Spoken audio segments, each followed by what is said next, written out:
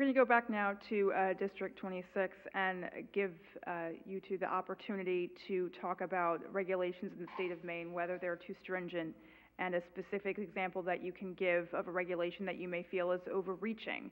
So we'll start with Mr. Mattingly, your response to this issue. I'm number two, or number one, but that's okay. I'll go first. Okay. You know, I kind of feel over the last 2 years that I should be, my face should be painted on the milk carton of overregulation.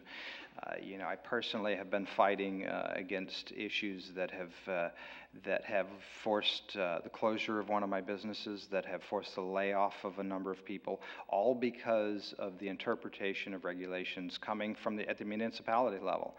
And it's something that has the ability to, in the end, destroy family after family, business after business, and income after income. And it's something that we have to come to terms with. We have this idea that home rule knows best. But when home rule, and by that I mean you have laws that are being passed, and at the policy governance level that's black and white, but at the management level it's all gray. So, and that's where we get into this whole issue of interpretation and reading rules and regulations.